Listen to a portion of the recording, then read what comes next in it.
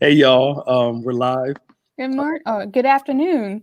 Come on in the room for Maximizing Mondays. We hope that you guys are having a good Monday so far.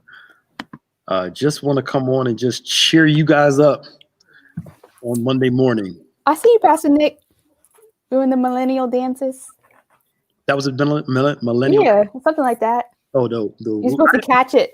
I didn't even do that on purpose. That's why I was kind of like, yeah, that was. I wasn't even thinking about that. But trying to get your Mondays a little more bright. You know what's crazy about us?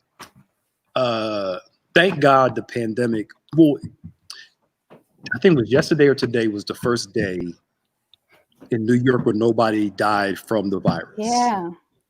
So that's wonderful news. Of course, in Arizona and Florida and Texas are a different story. But people just act like this thing is just gone. And it's like people just moved on like, it's over. They are out. Yeah, I was driving on 73 by Birth and Co Factory.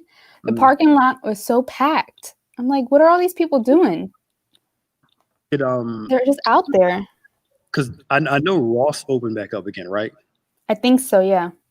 I'm not sure if TJ Maxx and all them did, but I know Ross did. Yeah, no, people are out. Hopefully they won't be in for a rude awakening sometime soon. Because yeah, and it's scary. Even thinking about the kids going back to school and all these summer camps where these kids are getting the virus and the staff are getting them. You know, you got kids going back to school, and then if the teachers get it, the kids get it, and they bring that stuff home. I mean, I get it. The money stuff of being able to pay your teachers and all that stuff. It's a complex situation, but at the same time, it's like, it could just break right out again. No, for real. I mean, I get it that life still has to go on, but I feel like people are being a little bit too careless with it at this point in time. Absolutely. And it's like it's just kind of like walking around. Like you see the people, the videos of people mad because they go into a store and can't wear and don't want to wear a mask and get kicked out and they cursing at everybody. I'm like, hello. and then say praise the Lord after that. We're a Jewish country. Well, love God, love your neighbor. Part of loving your neighbor is wearing a mask too. It's not about get over yourself. Exactly. When you talk, it just goes like, hello. People either they don't think or they really just don't care. Yeah, I think it's a little bit of both. But now that our president wore a mask, how convenient. I just now I wonder. In the Surgeon General before last month, the Surgeon General said that masks really don't protect you, and then they asked him. Well, the other day was the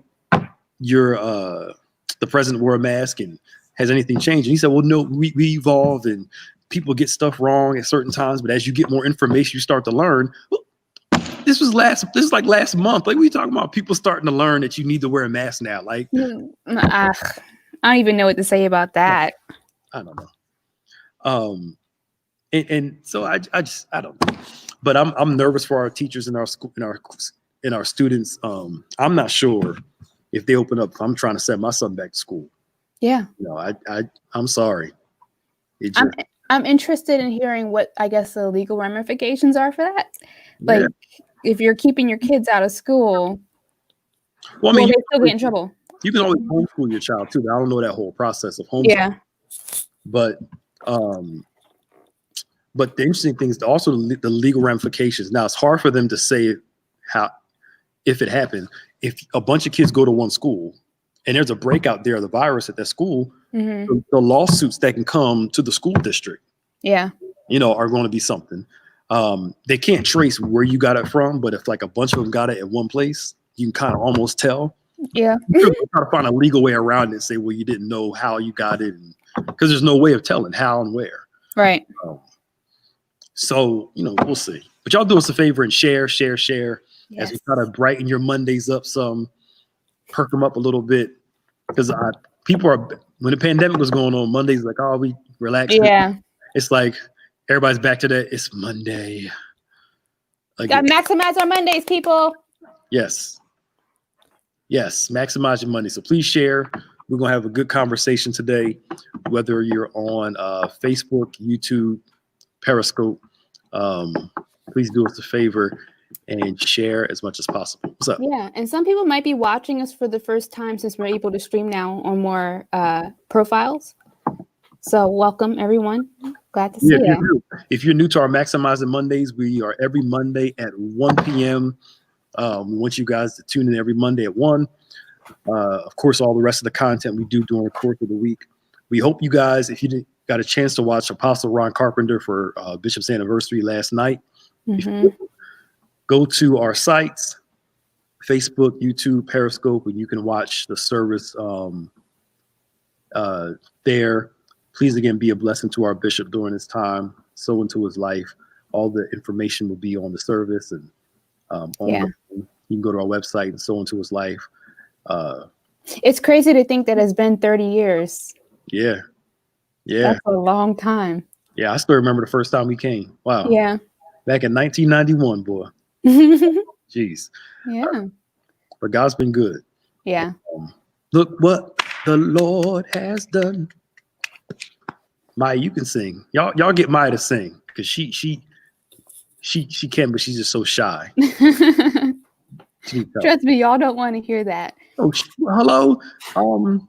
You sang in that video. It was 2 seconds. Everybody had one, and you went twice. You opened. I was modeling after another video I saw. And that's how they did it. You would have had somebody else open and close it besides you.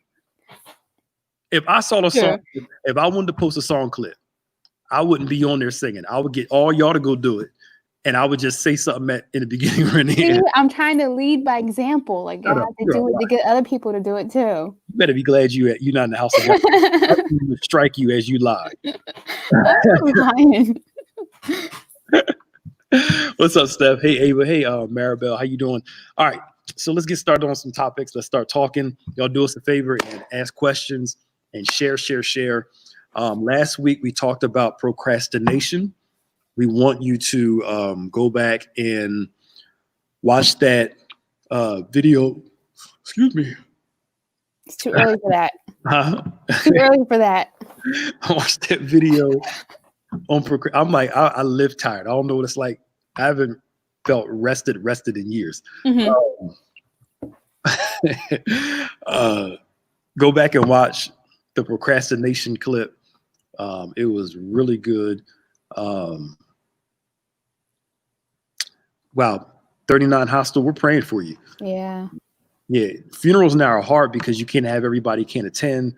And look, people just have to be aware of the situation, and we have to be understanding of those who can attend, the feelings of those that can attend, those who can attend, and try our best to process that. But we actually have a video up about that. I think Bishop did that back in April, I think. Which video?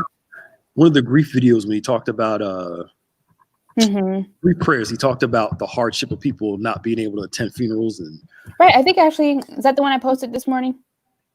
I haven't really been on this morning. I don't really check Facebook like that. So it's not on my phone. Pastor Nick. Huh? I posted a prayer for grief this morning. I don't know if that's the one you're talking about. I'm gonna look at it and see.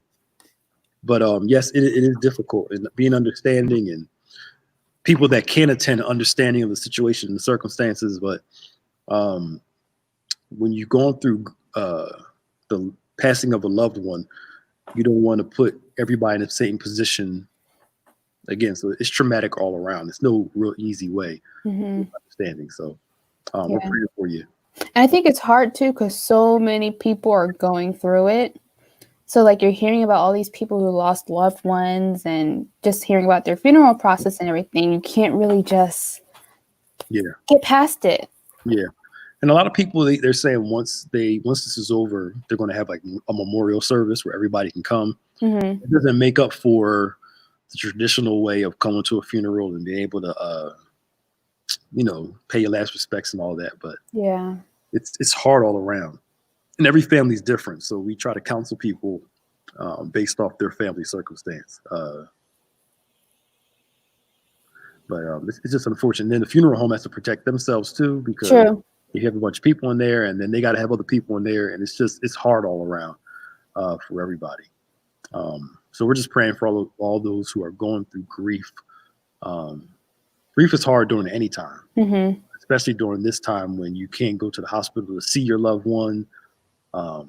Especially if that's a situation where the loved one passes away in the hospital. Just just them and the doctors. It's very traumatic. Yeah. We're actually working on doing a grief support group online. So if you're interested in that, we're trying to start it tomorrow night at 6. Hit us up ASAP. ASAP. You can email social@GoToBethany, and we'll get you the information. And it doesn't have to be grief during this time. It can be just grief in general. Somebody passed away 3-4 years ago, 10 years ago. You never really dealt with it. We're gonna try to deal with that in that support group. All right. So, email grief social@GoToBethany, and we're going to get into more of the grief support as it relates to how to deal with family members, but also being able to manage your grief. Also, sometimes you got to be able to talk to people that are in a very similar situation. So, it's hard all around. So we talked about procrastination, and we chatted about the difficulty of procrastination, that sometimes we procrastinate because we're afraid, our insecurities and our angst and our anxiety. The anxiety that comes with doing that thing can cause you to avoid it. And it's not that you're necessarily avoiding the thing, you're avoiding the feeling that goes along with the thing. Right. So if it brings stress, it brings anxiety, you want to push it away. You don't want to do it because of the feeling that comes along. Some people that deal with procrastination aren't just lazy. There's an emotional thing that needs to be adjusted. And if it brings me great anxiety, it means I have to start working on my perception. Right. So Jesus is on his way to the cross. He's anxious in the garden because he recognizes, I don't want to do this. And he says, well, not my will, but your will be done. And he submits to what he has to do in spite of how he's feeling. Yeah. And that's what we ought to do. Submit to what we have to do in spite of how we're feeling. And that's how you can be committed to a good thing, because you submit to what you have to do in spite of your feelings. And we know this because all of us have been committed to something bad. No matter how we were feeling, we were committed to what we wanted to do. Yep. You made it happen. Made it happen. You know that person was just terrible for you, but you worked on it and kept on working on it, even though your feelings wasn't really there. We know what commitment looks like. Yeah. So it takes an adjustment in perspective. If I continue to see this thing as something that brings anxiety into my life, that's what I will continue to experience. All right. So you got to write something. You keep looking at the paper. 15 minutes passes, 20 minutes passes. You keep looking at the paper. You know, rather than picking up the pencil and then just start writing. Crystal camera ready, Smith. That's what needs to be done. Yeah. The only way you really get past fear is to break through it. You just got to do it. And the more you do it, and the more you do it, and the more you do it, the more you start to it becomes natural for you to overcome your anxiety. Right. Once you recognize that, watch this, sometimes the anxiety will never go away. Sometimes the fear will never go away. But what you learn to do is train yourself to the point to do it in spite of how afraid you are. And that becomes your new mechanism. Right. And you become used to the fear. And you're so used to overcoming it. Now overcoming it becomes your norm. And I think when you push yourself in that way, you gain new experience, so that when that fear comes up the next time, you have more of an idea of how to navigate through it. Absolutely. So now you know how to do it better. And at the same time, you're also like, okay, if I just do this, I'm good. Let me get over myself. Let me just do this, and I'm okay. So I think that's important. You start getting it becomes a habit for you to overcome you. Right. I was talking to somebody, talking about perspective, talking to somebody last week, and I was like, the problem with perspective is this. When I have an issue with something, say I put my phone right directly in my face, right? I'm looking at my phone. Everything else around my phone looks kind of hazy because my perspective is this phone is like right here. Mm-hmm. It is dominating my view. Mm. Once I learn to put the phone back, I start to recognize there's a whole huge building out here. Watch this, where my phone is not my life. Mm-hmm. My phone is not the only thing I see. I see my phone within the context of a broader picture. Yeah. If I can say it like that. Usually when we're controlled by fear, we're not seeing the broader picture. Mm-hmm. We're only looking at the thing that's directly in front of our face. But once you learn to take a step back, you'll start to realize the thing that you fear, Yeah. the thing you experience is minuscule in comparison to the whole entire thing, your whole entire life. Yeah. We do that with events. So something tragic happens to you, and watch this, the only thing you see in life is your tragedy. And you say, well, my life stunk because why? This one event happened. How old are you? I'm 40 years old. You mean to tell me your whole life is reduced to that one event? Mm-hmm. Because it's so close to you that you're missing that in your 20s. Yes, you had that bad thing happen to you, but you had all these positive experiences. Yeah. It's not that my phone changes, it's just the view of my phone changes. But Right. I'm going to take a step back and have a broader perspective. Right? Your life is not as bad as you think it is. Mm-hmm.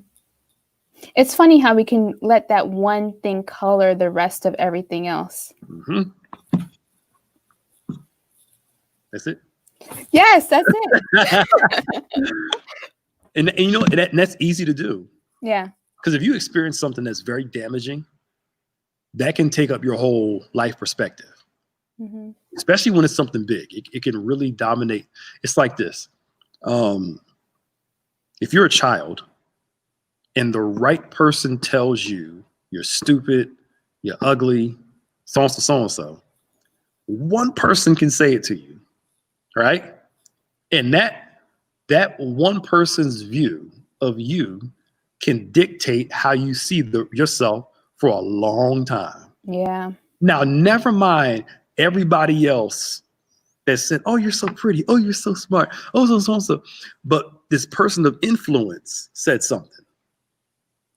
And now your perspective has been shrunk to this one view. We're not supposed to be talking about this today. It's one view, right? Yeah.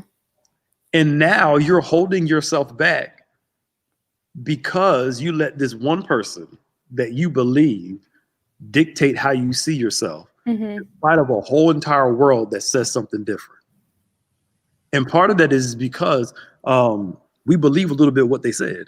Right. You know? So what I'm trying to get you to understand is that you can't change your past, but you can change the way you see it. Your perspective on it can be different. So what's one way that we can do that? Well, it's like this. Some of us had some interesting parents. Mm-hmm. That's a nice way of putting it. Yeah. And, you know, when you're a child and when you're a certain age, you wonder why your parents can't be better. Mm-hmm. And it's not until you start to get older and understand that your parents are people. Mm-hmm. They have flaws. I'm not trying to excuse what they did. They have flaws. They have struggles. That, watch this, it's not that your parents change. It's just your perspective of them change. You now have a broader understanding of who they are. Mm-hmm. That at that time when they did this, I'm not talking about no crazy stuff like, you know, abuse and all that stuff. Right. But at that time when this happened, maybe they couldn't buy you the shoes you wanted because they didn't have the money. Mm-hmm. You know what I'm saying? Yeah. Or maybe they couldn't have, they didn't know how to love you properly because they weren't loved properly. And the more you start to learn about your parents, the more you start to kind of have a sense of understanding and pity for them. Mm-hmm. So with my father, the more I talk to my aunts, my uncles, and people that my mom known before, I get a broader understanding of who he was. It doesn't change the fact of what he did. Right. But now I kind of understand a little more. It's not that he changed. I took a step back and my perspective of him changed, if that makes sense. Yeah, it does. So some of it comes with just time and experience and being able to put yourself in other people's shoes. Yes. And I guess realizing or comparing what their experiences would have been like if it were you. Yes. And understanding that, the people are flawed, and why they're learning to see life outside of the lens of your pain. Learning to see life outside of the lens of your pain. Because if you're not careful, what you'll do is you'll create a theology around your pain. You'll create a theology around your pain. Wow. And watch this. You'll start to see the scriptures in God through your pain rather than through the lens of God. And I hear people, they say they don't believe in certain scriptures. They're Christians now too. Some of them even went to school for it. I didn't know you could do that. What? Believe only a few or certain scriptures instead of the whole Bible? Well, some people don't believe in the infallibility of scripture. They believe that, it's not the total supreme standard of truth, supreme standard that God put out there. And I'm not going to get into that whole piece. Yeah. But because I have my thoughts on that. But it's like you take a scripture and say, well, that was just cultural to the time. It doesn't apply to me now. People, just because something bad happened to you doesn't mean the scriptures change. Right. You know what I'm saying? I'm not talking about you study something, you got to the real meaning of the text. I'm talking about, you bringing your pain and abuse to scripture and interpreting it through the lens of your abuse and your pain. Oh. Then the book no longer becomes a healing mechanism to you. It now becomes a weapon rather than a place where you find healing and find, if that makes sense. So yeah, you create a theology around your unbelief. If I can say it like that. Okay. I'll leave that there. But it's almost like people who racialize the scriptures and just only see it from a racial viewpoint. Right. So you hear black people all the time, scriptures, written by men and, or because whites at the time use it to justify slavery, to oppress people, that, the scriptures are oppressive. No, the scriptures aren't oppressive. God didn't write the scriptures. It's not like Paul and all these people wrote the scripture said, you know what, one day, thousands of years later, there's going to be these black people in America write the book. So black people can, these whites can use it to control these. No, the same book that people used to oppress minorities was the same book that people used to liberate. Yeah. So this is not even on the topic we're supposed to talk about. No, but perspective. That's really interesting. How you see it. Jesus was in the garden and said, I don't want to do this, but he understood God's not going to change his will. So what do I have to do? Perspective, not my will, but your will be done. Take a step back and see beyond how you feel about this. Yeah. God did not ask your opinion when he wrote the Bible, nor did he ask your opinion when he calls you. So why are you letting your opinion dictate how you see him and how you see yourself? Oh boy. That's a good question, Pastor Nick. So perspective, again, doesn't remove the negative. My phone is still here. I just see my life in a broader scope. I'm not just reduced to how I look or how I sound or this. There's so much more of me than my insecurities. Right. But if you limit yourself to your insecurities, you'll let one thing totally distract you from everything else. Right. All right. That's good. You just shift your focus. Yeah, really. Things more clearly. Yeah, and especially those that have kids of your own, you start to understand. When you have kids, you start to look back and say, "Man, I understand when my parents struggle. I understand." When you have some perspective now. You understand that it wasn't easy for your parents that watched this. My mom used to always tell us there was no rule book when y'all was born. Yeah. You know, and then each child is different. My 3 siblings, if we're all around each other, we have a very few similarities, but we have very distinct personalities. Mm-hmm. You know, and it's not like, well, what worked for one is going to work for the other. It's going to work for the other. You know, there's a difference, and you can't treat every child equally. So you'll grow up in the household and wonder, why did they treat my brother and my sister like this and they treated me like this? Mm-hmm. And then you have kids and you realize, well, I can't treat this one the way I treat this one. And I'm not talking about when people play favorites to a degree that's detrimental, but you understand that I understand my son needs this, my daughter needs this. Mm-hmm. And I don't want them comparing needs because they both have different needs. All right. I'm fair on some things, but I'm unique in other ways. Mm-hmm. If that makes sense. Mm-hmm. But when you get perspective, you start to understand. All right, I'm talking a lot. Go ahead. No, it's good. I mean, as a sibling, I have a little brother. I know that was definitely a thought that I've had, like, oh, you're treating him differently because he's your son and all that other stuff. But now that I'm older and on the other end of things, like what you just said, like my brother and I have 2 completely different personalities, and you know, things would work for me that didn't work for him, and vice versa. So I think it's important to keep that understanding that it's not about favoritism, but like you said, perspective. Yeah, some kids need more, Mm-hmm. and some kids don't. And this is a mistake that parents make.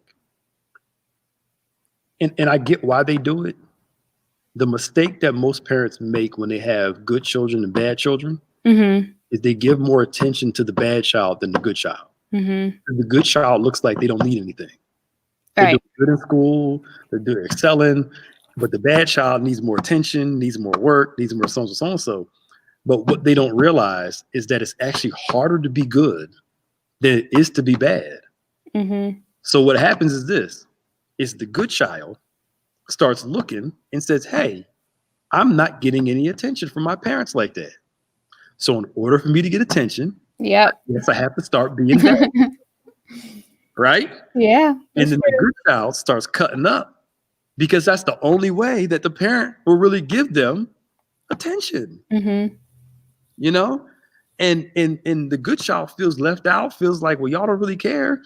You know, I'm doing all this great work and y'all just, you know, I get an A and you're like, oh, good job. Mm-hmm. He or she gets a C and you clapping. It's up from you throwing, you know, buying gifts and stuff. Yeah. And the good child feels some type of way. So then as a parent, like, how do you balance all that out? I think part of it is this, understanding what the good child needs.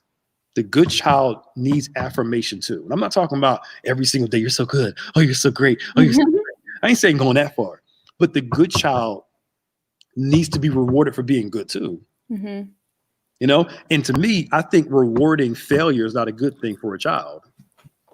Because then you teach them, I can still get the sneakers and the clothes if I mess up. Mm-hmm. So why do better? Nor do I think you neglect the bad child. You give them different incentives, but you have to know your child. You know, pay attention to them to see, you know, my good children need this, my bad ones need this motivation. Yeah. This one, I can just look at them and they'll change. This one, I gotta get a little more aggressive. You know? But again, most parents don't think like that because most parents were raised the same way too. You know what I'm saying? Yeah, that cycle. It's a cycle. And it's not until we're taught that we start to realize, you know, I have to do this differently. Mm-hmm. But again, I get why the bad child, you know, spend more time with them because like you want them to be better. You want them to be better. And the good child's like, oh, you don't need nothing. And the good child's like, well, dang, I don't need nothing right. Right. Here's the thing. I don't need as much, but I do need something. Mm-hmm. That's the thing most people don't understand. The good child may not need as much. They just need something. If I can put it like that. No, that's good. Yeah. And I think you reward positive behavior. And then the bad was going to be like, we all favor all the time. Well, favor is, you know, kind of earned, you know. You want this, you got to, mm-hmm. you know, do your thing. But You learn that over time with perspective. And when you become an adult, you start realizing my parents flawed just like I am. Mm-hmm. Yeah. And that they did the best that they could do. There you go. They did the best what they could. And you have a little more empathy and pity and understanding. Right. And watch this, that's supposed to help ease the anger and the disappointment. Yeah. There's a scripture that says in 1 Corinthians 14, Paul says, be children as it relates to malice. And he says, but be mature as it relates to understanding. 2 times God asks us to be childlike, for faith and forgiveness. Wow. Children are quick to believe and they're quick to forgive. But children have issues understanding. Wow.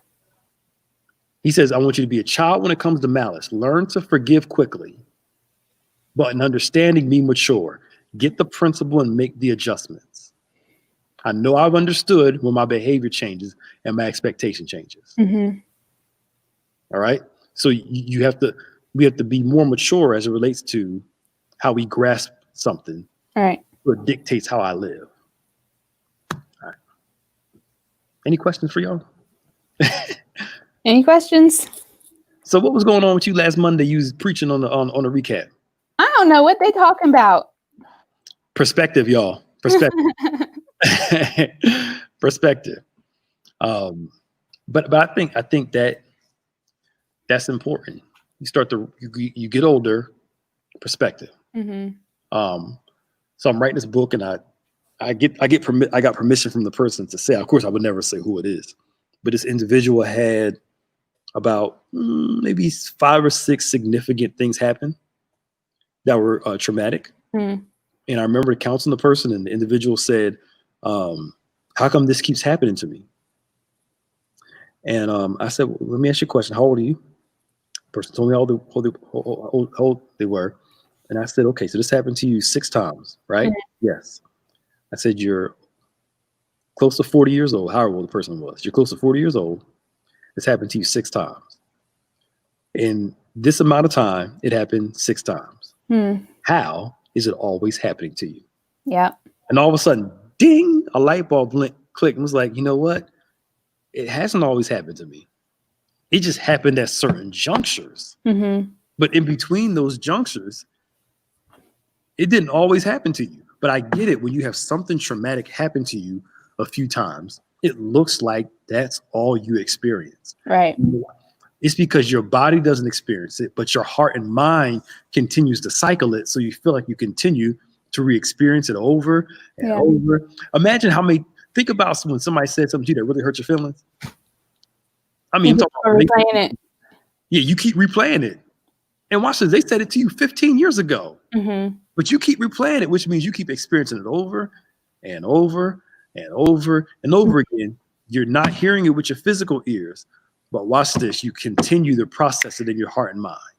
Do you think that having that mindset, though, kind of pushes you into those same situations? Oh, absolutely. Absolutely. If you have been rejected good enough, you'll subconsciously seek rejection. Or you'll try your best to avoid it. You'll hang around people that will reject you just to confirm you're rejectable. Or you'll stay away from everybody and confirm that nobody likes you, nobody likes me, nobody wants me, so I'm rejected. It can go both ways, depending on the person. Yeah. But we re-experience it based off our thought process. Yeah.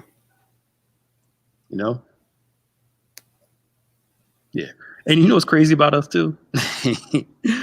When something's really significant in your heart and mind, not only will you keep replaying it, you'll keep reimagining it in the future. So what you'll say is, well, this person rejected me before. And then you'll try to approach somebody in the future and say they'll do the same thing. Yeah. Not even giving a new person a chance. But it's so real to you that you expect it to happen all the time. And then you start playing it out in your future and you get mad about something that's all in your head and it hasn't even happened. Yeah. Yeah. You mad at somebody and you ain't even say hello to them yet. Or like what Ava said here, sometimes you add stuff in there because of your subconscious feelings towards it. Yeah. So you're making up things that didn't even happen. Yeah, you making yourself mad for no reason. I know they're going to say this. I know they're going to do this. I know if I say this, this is going to happen. How do you know that? You didn't even give the person a chance. Mm-hmm. I mean, it's like, they ain't going to like me. Have you talked to them yet? No. Or watch this. They're cool with you and they're fine with it, but you keep get away. Get away. Yeah. Get away. No, it's interesting. This is in college, my freshman year. I'm a nice person. So like I met someone. I am a nice person. But someone that I was friends with my freshman year, she was like, why are you so nice? She thought that me being nice, I like had ulterior motives for things. And so she was, like you said, using her past experiences to kind of color her own experiences with new people. Yeah. Yeah. And it's weird how people do that. And you're sitting there looking at them like, well, why would you? What are you talking about? Well, it made me think, like, what am I doing that makes me look shady or something? Because some people don't think that an individual can be genuinely nice without taking advantage of a person. Mm-hmm. It's like you can't be that nice. Obviously, you want something. Mm-hmm. But when you've been jaded by people that came across as nice but took advantage of you, you think all people that are super nice, they're not that happy all the time. That's fake, you know. And rather that maybe the person's just a cool person. Yeah. But that happens a whole lot. A whole lot. You want to really get down to it. You know, you and I don't have this much problem because we're in between. Let's look at colorism. Mm-hmm. Right? Light skin versus dark skin. Yeah. So you and I we're brown. We're in the middle. You know. You know, but you want to look at somebody that's light skinned, somebody that's dark skinned. Mm-hmm. The assumption is usually the light skinned person is bougie, stuck up, you know. The dark skinned person is angry, bad. And then, you know, you start approaching people and, you know, oh, you light skinned, so you got an attitude, you know, you know what I mean? And dark skin, you just angry about everything all the time. And you don't even give the person a chance to reveal themselves. Yeah. You go into it rejecting or defensive and don't even give the person a chance to show you who they are. Mm-hmm. You know, and that comes from a perspective of experience. And I think that works both ways, because sometimes just thinking in terms of like relationships, that idea that light-skinned beauties are better, for lack of better words, like people are just getting with people for their looks, but they're not really seeing like, oh, they're not a nice person. Yeah, because I mean, good looking and evil does not stay attractive that long. Not one bit. A person will be good. A person will turn ugly when you get to know them if they have a bad character. Yeah. But those are those preconceived notions. You know, without even. It's funny how people will say this. I know they mean well. You know, they get to know you. Oh, I thought when I first met you, I thought you was a little crazy. Now I got to know you. You're actually really cool. And you're like, where the heck did you get that from? Well, I don't know about that, Pastor Nick. What? I still think you're a little crazy. Huh? I still think you're a little crazy. Well, I am. ain't no doubt about that. I've never been in denial of that. I'm a good crazy though. Yes. All these bored at Bethany's ideas. That's where all the craziness is coming from. The creative thought process. But overall, you know, I just think that we need to either approach life defensively or you approach life cautiously. Cautiously is I look for the good and let the bad reveal itself. Defensive is I look for the bad first and wonder if there's any good there. I go in critical. I go in defensive, rejection, oriented, pushing stuff away rather than actually giving somebody a chance. But when you've been hurt long enough, you're afraid to give something a positive chance. Rather than seeing, look, let me just give it a chance. And if it doesn't work, it just doesn't work. It's okay. You know, Mm-hmm. if a relationship doesn't work out and you didn't get all caught up in it, and you realize a month later this ain't gonna work, instead of looking at it like, nothing ever works out, look at it like, okay, cool. At least I learned this before I got too deep into it. Yeah. And it's cool. So, you know, no, I'm talking about colorism as it relates to how people see you, not you as the person being light skin or brown skin. I'm talking about the assumption that people have when people see a light skinned person, especially a light skinned female, you must be bougie, or a dark skinned woman, you must be angry. It's how other people perceive it, not you yourself perceive it.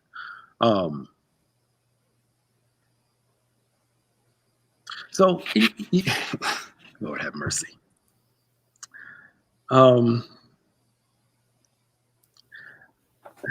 So, how can I say this? I think that all of us need to be aware of how we come across. Mm-hmm. So I'm naturally direct as a person. And the older I get, the more cautious I am with how direct I am with people. Mm-hmm. But then when somebody really gets to know me and I'm direct, I'm still direct in a nice way, but they understand it more because there's trust there. They know the intent is not to hurt. If I say, hey, let's just do this, versus, hey, I really think that we need to, you know what I'm saying? Yeah. Y and Z. Certain people you can cut the chase with. You don't have to mince words. But me being aware of that can come across as crass to some people. Mm. So I purposely have to remind myself when I'm talking to people, couch it. Yeah, that's hard because you don't know what people's landmines are. So you might think that you're, being careful, but you're still hitting that landmine. Yeah, exactly. And we're not responsible for every minor feelings that people have, because some people they're offended by everything. No matter what you do, they just find a reason to be offended. Yeah. And you can't do much about that. However, I do think that those of us that are that can be direct, we can come across as mean and careless and not caring about people's feelings and stuff. And, some people they don't understand. I give them a lot of chances before I'm just like, okay, you know what I'm saying? Yeah. And let it rock and roll. So we have a question from Sister Lisa. It says, in our current times, do you believe most people have good intentions? Honestly, I don't know everybody, so it's hard for me to say. But I will say is that we're growing up in more of a opportunistic, individualized society, where people are more transactional than they are relational. Mm-hmm.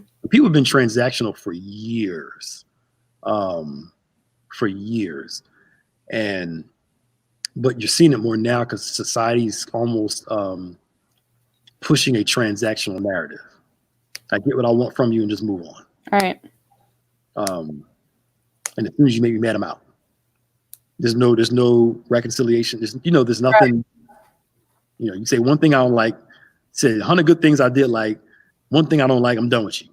And I'm not talking about crazy stuff, but I think you have to give people time to time reveals intentions. Mm-hmm. And if you give people time and create, watch this, an expectation of being relational and not transactional, if you keep that standard up, the transactional people will fall off. What I mean by that in basic terms, I don't want you in my life just to take from me. I need a relationship, a genuine one with people. And when you don't feed into everybody's individual desires and narratives, you do a better job being relational, and you maintain that, because sometimes you got to tell folk no. Telling somebody no reveals a lot about that person. Mm-hmm. A whole lot. Yeah. Because if I tell you no, and you go 3 weeks without talking to me, you're transactional. Mm-hmm. I'm sorry, you're transactional. Because you have to be able to withstand a no in a relationship. All right.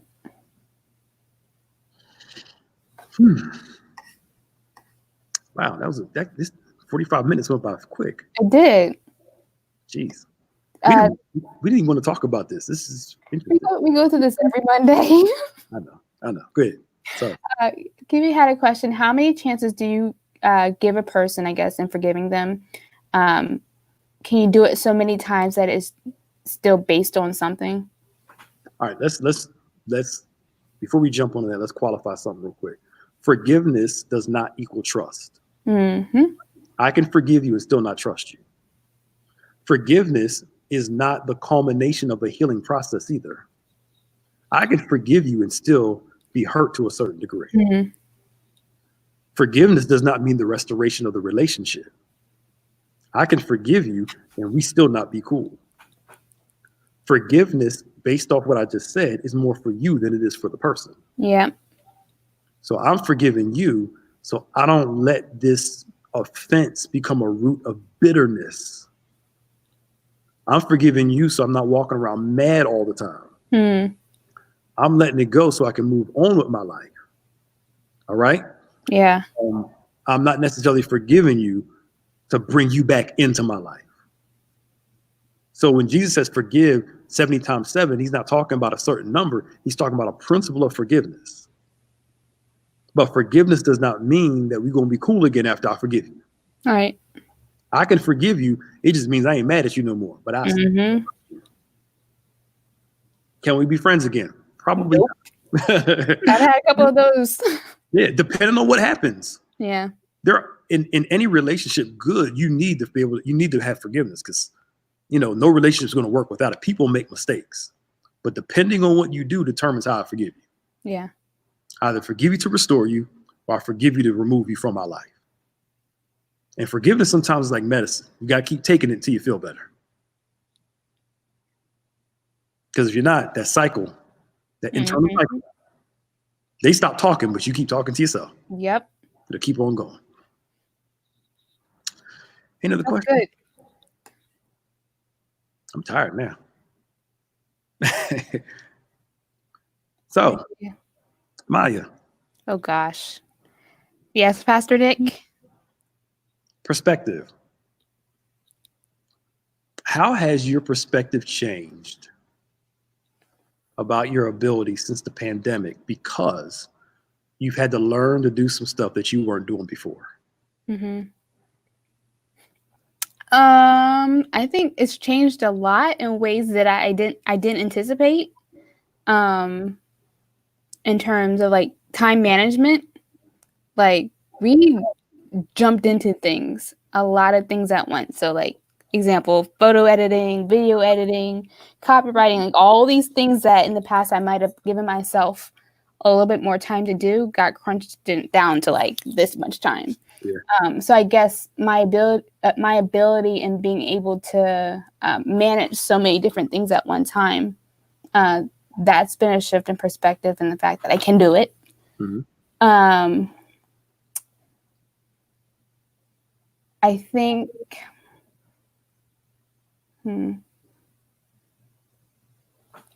think to an extent I didn't give myself enough credit, if that makes sense. Mm-hmm. Because I'm realizing that, and I think we talked about this before, the things that we do that are our gifts or talents or comes natural to us, we don't realize the weight that they hold. Mm. So not discounting myself in that way. I don't know. I'm still kind of work that out, but it's just been eye-opening. And then exciting, because I know like there's still so much more that can be done. Yeah, that's good. That's good, because it's like you never rest on your laurels. Because right before you know it, we talked about it. We need to make some changes to some stuff. Yeah. Every 3 months. So it's like, yeah. I'm no matter how much I do here, the end of every year, I always feel like I didn't accomplish enough. Mm-hmm. Never. Every year, like, oh, we did. I'm like, yeah, but we could have did so and so. Yeah. And I'm like, well, we got to do this next year. And I got all these big ideas for. And it's like, well, who cares about that? Like, you know, I think there's something to never being satisfied fully. Yeah. I think you sit back and you appreciate what God does through you. Let it make you so content that you stop doing. Right. And I think God uses seasons where you have no other choice but to do something to build your capacity and to show you what you can do. Yeah. And I think that goes back to what we started about in the beginning, like that fear or question of the unknown. Like, I didn't have the choice to say, oh, I'm not going to do this. Like, I was pushed, had to jump in and just do it. Yeah. You're in the deep end of the pool. Yep. All right, Maya, we need this. Boom. But you learn to swim. Yeah. And that should give you some perspective on what you're able to do now. Will help minimize, whenever a new effort comes. It may be a new effort, but if I did it before and in one area, I can do it again somewhere else. Yeah. But now I'm really not to motivate you by telling you can't do that. I'm gonna start saying it to you on purpose just to get you money. No. Yeah, now you know my secret. Right. Well, no, you publicly said it. Yeah. I think I learned, or this perspective wise, was it's not ministry related. Doing all this taping and stuff, while it can be tedious, and like today, I kind of wish we were kind of back to what a quote unquote the normal was before. That's funny because I was thinking the same thing. Because I did not feel like doing this before. I was walking the sanctuary. I was like, Mondays I didn't have to do this. Yeah. This was usually I was leaving the gym around this time. But the ministry side, I enjoy to me, this is wonderful. All this content creating and stuff. I love the ideas and putting them play. Yeah. That's where at Bethany's, you see, I'm so hyped when we do them and stuff. Cause like that activity is like so cool. But I think my perspective is growing as it relates to, since I'm back in school now, being able to adjust to that dynamic. I've been out of school for 20 years. Yeah. Being able to adjust back to that dynamic and being able to do all of that with ministry, with my family, with all that stuff. And I'm already tired as is. Lord have mercy. But you're doing it. I remember when you said like you were just going to do that one and that was it. Oh yeah, it was. But then when I took it, I was like, you know what? This is actually pretty cool. And the stuff I'm learning is really piquing my interest. But what's interesting though, I wondered how come this didn't happen when I started college in 2000. Because if this was around in 2000, I'm like, when I was younger, man, I could have got through school so much quicker, did this. I don't know if I was ready for this type then. Yeah. At 18. I would have learned scripture, but what I'm learning now is a little it's scripture and all that stuff. But I think I'm mature enough to fully receive and understand the fullness of it. Yeah. Do you think? Sorry. No, go ahead. Do you think you have a better understanding what your passion is now too?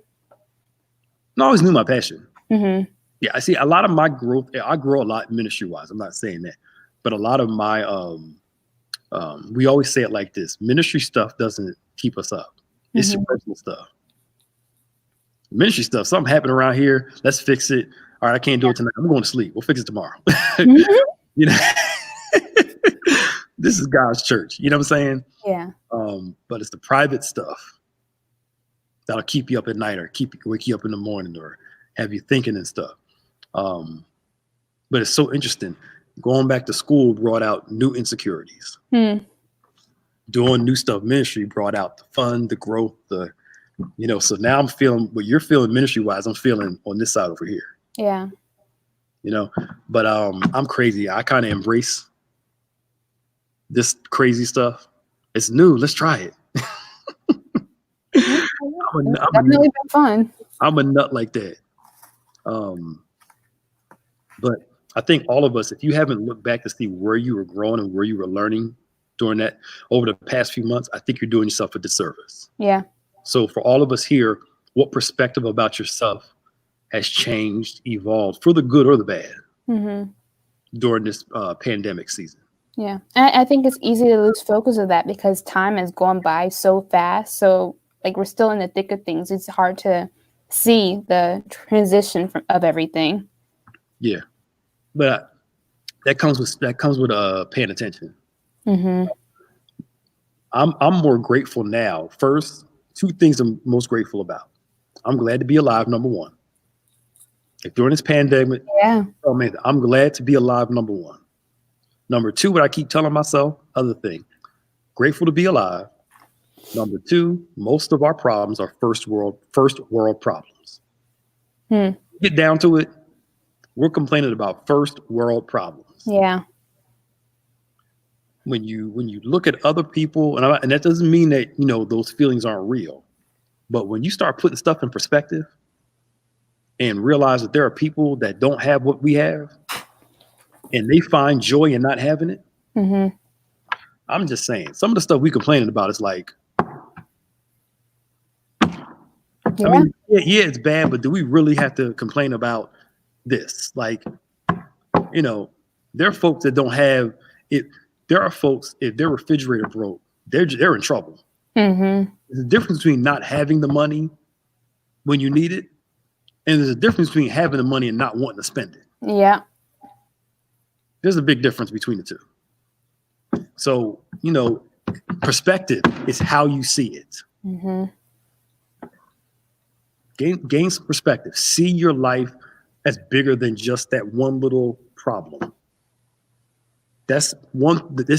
I'm a small being compared to the size of this room. Yeah. But if I limit myself to my life to this one space that I'm in, I'm going to miss the fullness of this whole entire room. Your life is so much bigger than the things you're presently dealing with.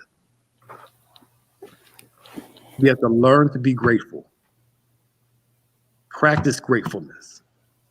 Those of you that struggle with it, what I want you to do today. Don't do it in your phone. Get a book, and it's going to be your gratitude book. And every day you write down what you're grateful for. And watch this. After about a month, you're going to start looking for things to be grateful for because you're so used to doing it. Appreciate life. Get a book. Practice grateful. Every day, write down what you're grateful for. During the course of the day, something happens, write it down. You're training your mind to be more appreciative. I may not have it all, but yes, this was hard, but journal your gratitude. Yeah. Journal your gratitude. That's it. Anything else we need to talk about? No, I think that's it. It's a good way to end things. Anything else going on today we need to discuss? So we have our recap at 5:30 in our connections group. Okay. And then at 7 on Bishop's page is the premiere of A Better Man series. So that's good. And then, of course, we have Word Impact on Wednesday. And we're going to try to get out the new Board at Bethany this Thursday, weather permitting. Yeah, I hope so. Let me look now and see. I think we're good so far. Yeah, it's supposed to rain on Friday and Saturday. Yeah. Dana Stencil, I'm glad you appreciate sleep and rest because I wish I could. Ooh, people are like, why don't you go home and rest? I have a 3-year-old and a 7-year-old that are non-stop. What is sleep? What is rest? All right, y'all. You guys have a great day. We love you. We appreciate you guys for coming on. Again, do us a favor. You came in late or you were on the whole time. Share it with somebody. Maybe next week we'll talk about what we were supposed to talk about, which was time management. Time management, right? Right. All right, y'all. Bye. Bye.